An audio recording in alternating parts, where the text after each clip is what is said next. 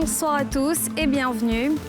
Sous la pluie, c'est ainsi que s'est réveillée ce matin la capitale économique. La pluie fait son grand retour à Abidjan. Vous allez voir les dégâts qu'elle a causés ce mardi et l'inquiétude des habitants des zones à risque. On les reconnaît par le tenue jaune et noir. Les vigiles veillent à la sécurité des lieux et commerces. Mais ce métier nourrit-il véritablement son homme? Un reportage à suivre. Et puis, alors que la variole du singe continue de s'étendre en Europe, l'OMS parle d'une situation atypique. C'est le retour de la pluie à Abidjan, une pluie qui a un véritable impact sur les transporteurs. Ils étaient nombreux ce mardi à stopper leurs activités en raison des routes inondées. Mais si la pluie a mis certains commerçants à l'arrêt, d'autres, vous allez le voir, se sont adaptés à la météo. Nadja Ejar, Harouna Zeba. Ce matin, Abidjan s'est réveillé sous la pluie. Un temps qui est loin de plaire aux acteurs de l'économie, en particulier ceux du secteur informel, comme les transporteurs. Penché sur le capot de son taxi, Abou Fani fait face à une énième panne depuis le début de cette saison pluvieuse. C'est la pluie qui a fait, quand la pluie venait, j'ai essayé de garer là. Il dit je vais démarrer, la voiture a refusé. C'est la voiture essence.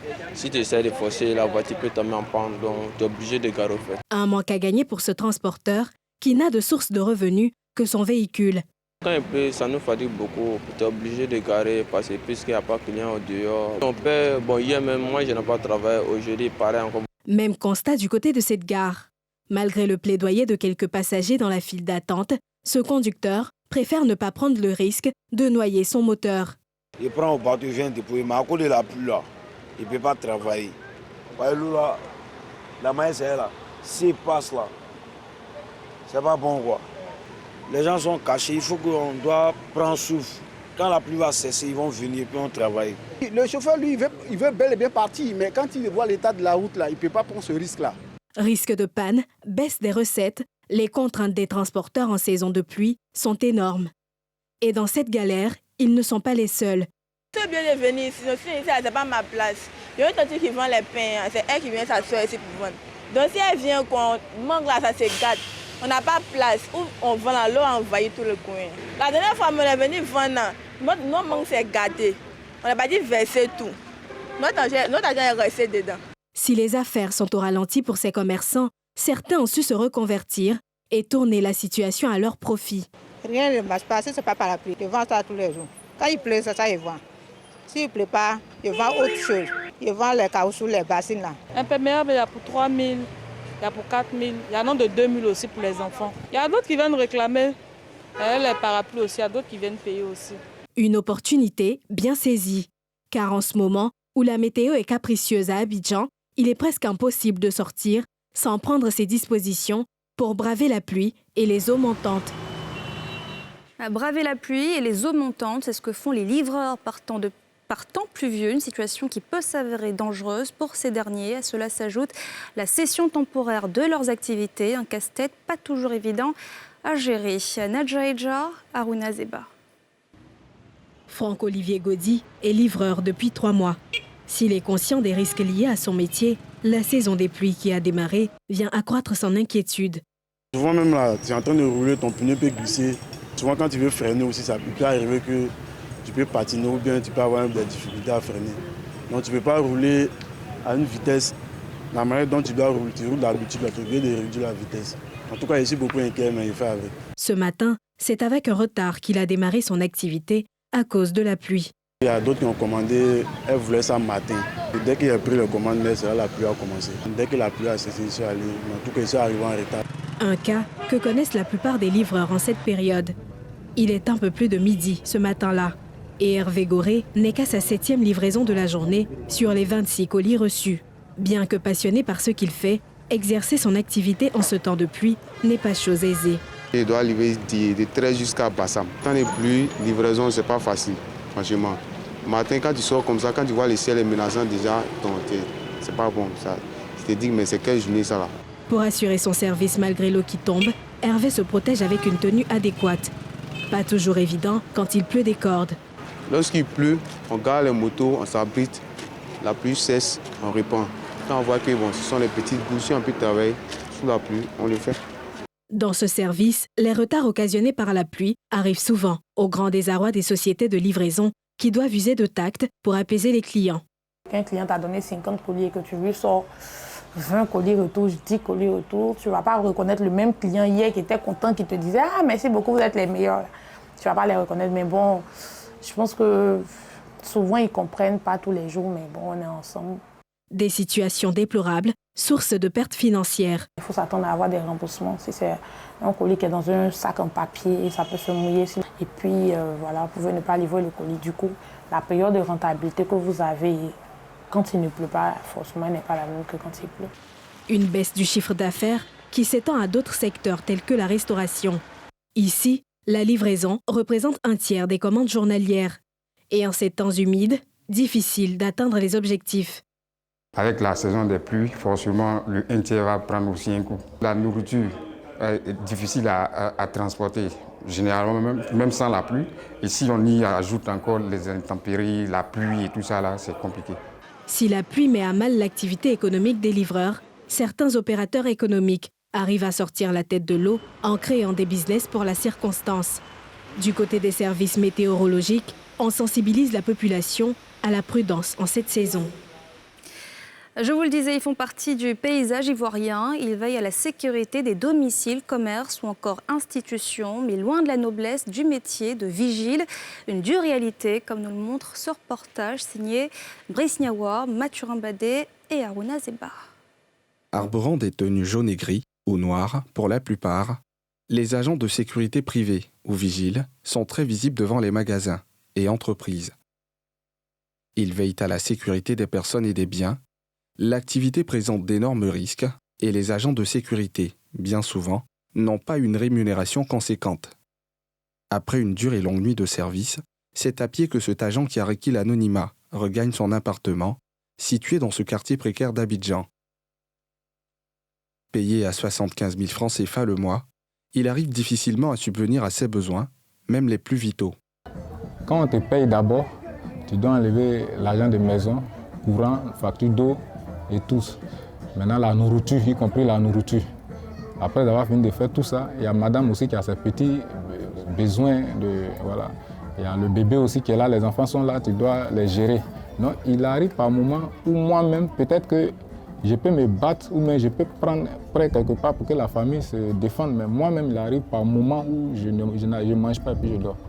Des conditions de travail pas toujours adéquates. Selon ce trentenaire, qui dit n'avoir signé aucun contrat avec son employeur. Ils peuvent te prendre, te former 2 ou 3 jours, on t'appelle, on te poste. Donc signer contrat là, ce n'est pas tous les agents. Moi, je n'ai pas signé contrat quand je suis rentré. Je ne suis pas déclaré, je ne suis pas assuré, tout ça. Donc ce sont des dangers voilà, au niveau de mon service, mais je fais avec, c'est Dieu qui me protège. Quoi. À l'entendre, ce secteur serait truffé de patrons véreux, qui ne partagent pas le gâteau comme il se devrait. Conséquence, certains agents sont poussés parfois à avoir des attitudes à la limite de la mendicité. De dures réalités qui ont poussé cet autre jeune à abandonner. Les conditions sont compliquées. Il n'y a pas à manger. Ce que tu as sur toi, c'est juste pour te retourner là où tu as quitté, au fait, quand tu finis le travail. Il y a d'autres qui arrivent, qui font descendre des bagages. Moi, j'ai mon collègue comme ça, lui, quand il y a des voitures qui viennent garer les propriétaires du secteur, il va prendre leurs bagages, il les accompagne à la maison. Il y a d'autres, même l'eau est coupée, il va puiser, il va faire monter, il y a combien d'étages, tout ça, là, pour avoir un peu. C'est compliqué. C'est compliqué. Vraiment, les conditions sont tellement difficiles sur le site qu'il y a trop de choses qu'ils font. C'est extra, quoi. Ça n'a rien à voir même avec la tenue qu'ils portent, mais ils le font quand même. Pourtant, chaque société de sécurité privée recevrait 250 000 francs CFA au mois par agent qu'ils postent. 430 000. C'est le contrat qu'ils ont signé pour les vigiles. Pendant que vous-même, la structure, vous qui envoyez les vigiles, là, il y a un pourcentage encore que vous avez là-dessus. Ça n'a rien à voir avec les 430 000. Le salaire venait en retard. Il y avait des soucis de quand tu n'es pas assuré, normalement on devait être déclaré à une assurance, à une dite assurance. Ça n'a pas été respecté. Bon, c'est compliqué. Pour Seydou Dambélé, directeur général d'une société de sécurité privée, plusieurs entreprises de sécurité ne sont pas accréditées.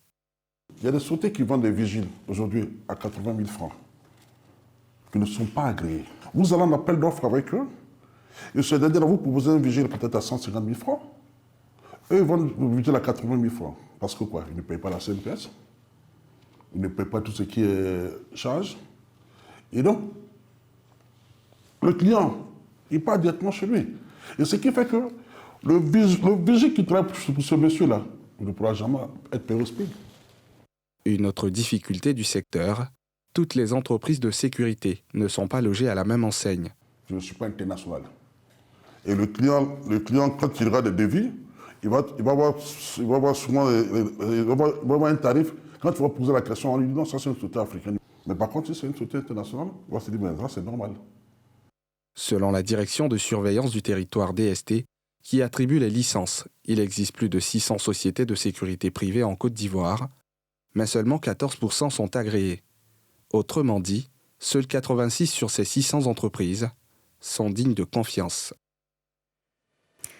La toute première promotion de master en économie et technique de l'amont et de l'aval pétrolier de l'École supérieure du pétrole et de l'énergie de l'INPHB vient de clore sa formation, un parcours couronné par une validation du diplôme après un exposé devant le jury. À leur reportage de Nadja Eja.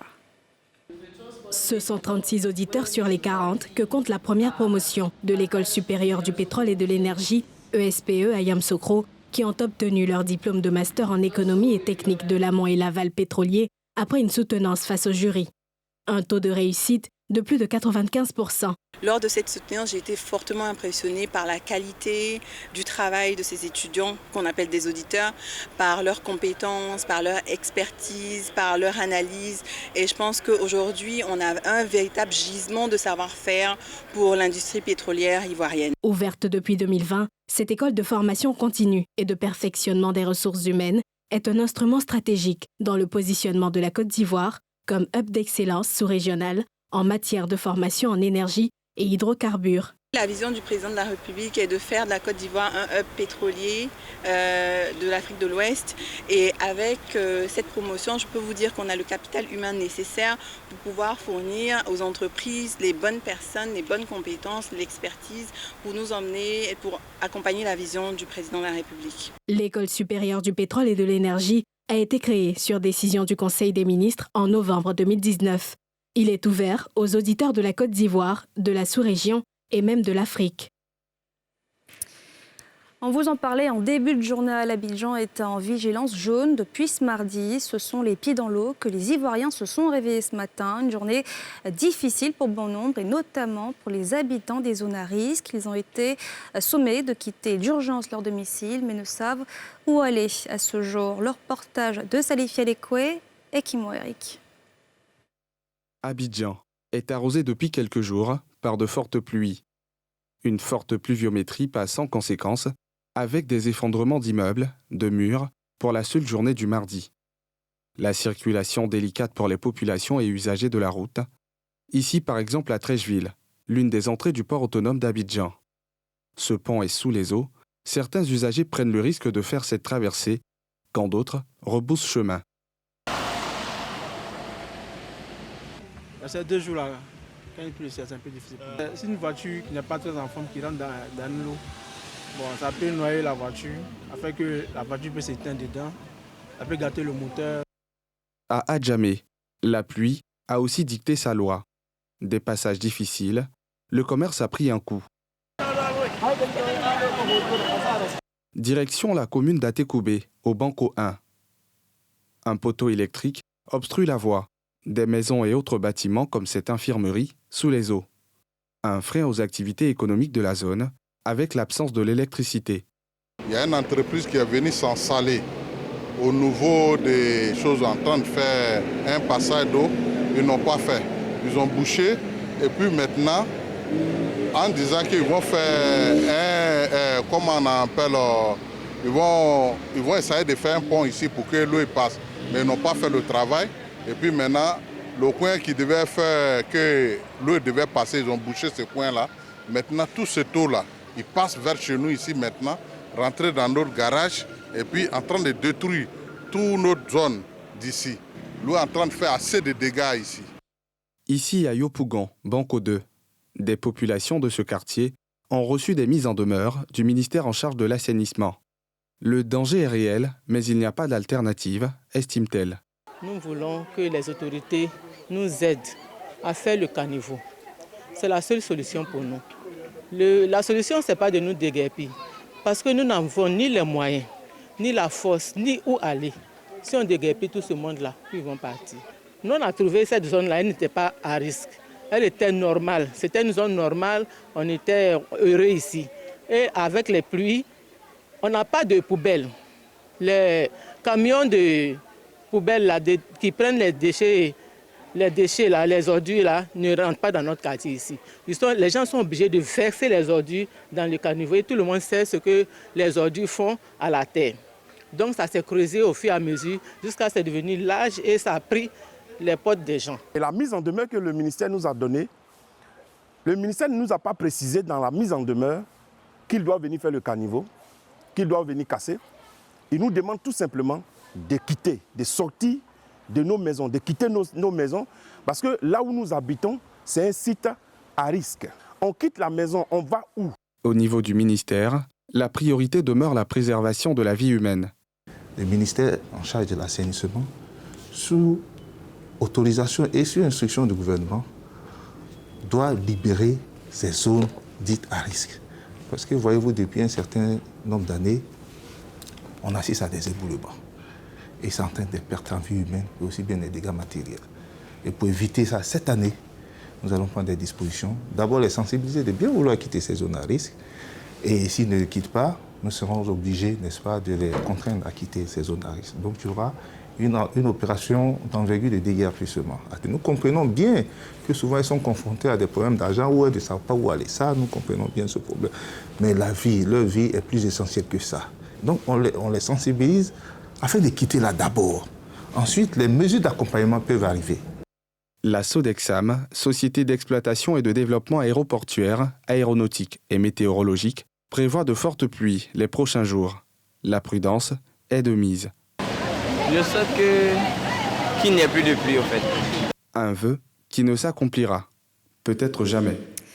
Et puis on l'a appris il y a quelques instants, un premier cas de variole du singe a été détecté aux Émirats Arabes Unis. La personne contaminée serait une femme en provenance d'Afrique de l'Ouest. L'OMS alerte sur cette maladie qui continue de s'étendre en Europe, mais estime possible de stopper la transmission entre les humains.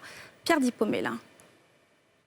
Des cas ont été jusqu'alors confirmés dans une dizaine de pays européens, mais aussi en Australie, au Canada ou encore aux États-Unis. 9 pays de l'Union européenne, l'Autriche, la France, la Belgique, l'Allemagne, l'Italie, les Pays-Bas, l'Espagne, le Portugal et la Suède concentrent pour l'instant 67 cas selon l'agence de l'Union européenne chargée des maladies. Il y a actuellement moins de 200 cas confirmés et suspectés dans ces pays non endémiques. Ce chiffre concerne seulement des pays où la présence de la variole du singe est inhabituelle. L'OMS s'est cependant montrée confiante sur la possibilité de stopper la transmission de la maladie entre humains dans ces pays non endémiques. L'identification précoce et l'isolement des cas font partie des mesures préconisées par l'Organisation mondiale de la santé. Cette maladie, cousine moins dangereuse de la variole, éradiquée depuis une quarantaine d'années, est endémique dans 11 pays d'Afrique de l'Ouest et en Afrique centrale. Elle se traduit d'abord par une forte fièvre et évolue rapidement en éruption cutanée avec la formation de croûtes. Ce qui intrigue et préoccupe les experts est l'apparition simultanée de cas dans de nombreux pays chez des personnes qui, pour la plupart, n'avaient pas de lien direct avec les pays où la maladie est endémique. Et voilà, c'est la fin de ce journal. Merci de l'avoir suivi. On se retrouve demain, même heure. Excellente soirée à tous.